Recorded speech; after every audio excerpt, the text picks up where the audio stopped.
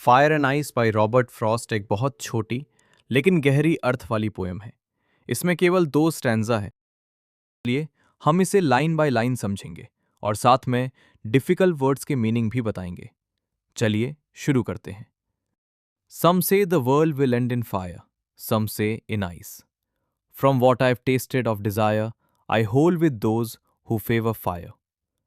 But if it had to perish twice, I think I know enough of hate to say that for destruction ice is also great and would suffice.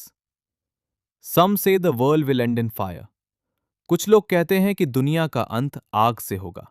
यहां fire का मतलब सिर्फ असली आग नहीं है, बल्कि ग्रीड और डिजायर है।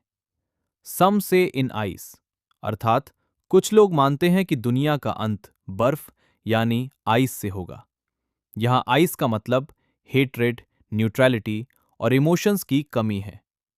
From what I have tasted of Dzire, क्योंकि मैंने अपनी जिंदगी में इच्छा अर्थात डिजायर का अनुभव किया है। कवि कहते हैं कि उन्होंने इंसानी लालच और इच्छाओं को करीब से देखा है। आई hold with those who favour fire.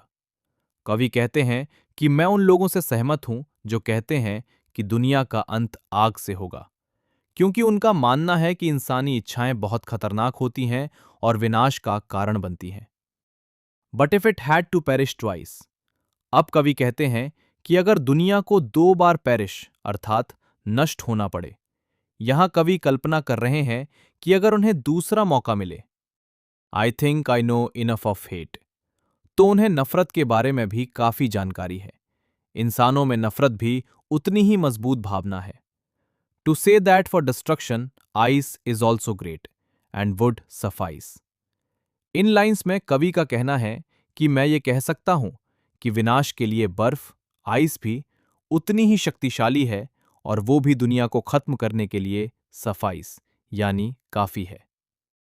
Central theme of the poem, ये कविता बताती है कि इंसान की इच्छाएं, फायर और नफरत, आइस, दोनों ही दुनिया को नष्ट कर सकती हैं।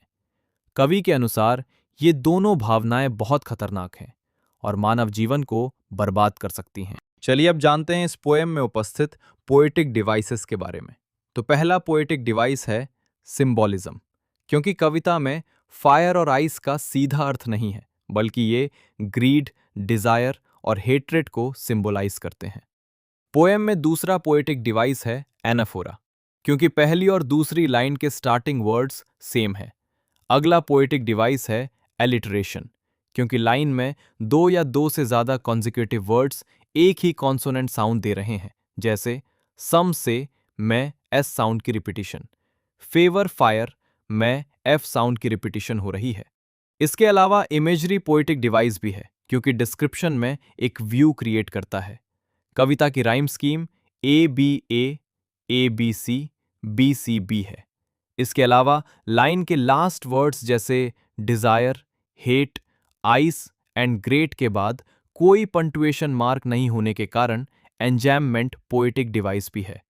तो ये थी पोएम फायर एंड आइस की फुल एक्सप्लेनेशन हिंदी में with word meaning and poetic devices. English को इसी तरह इजी वे में समझने के लिए like and share this video and subscribe our channel Amit affection. Keep watching.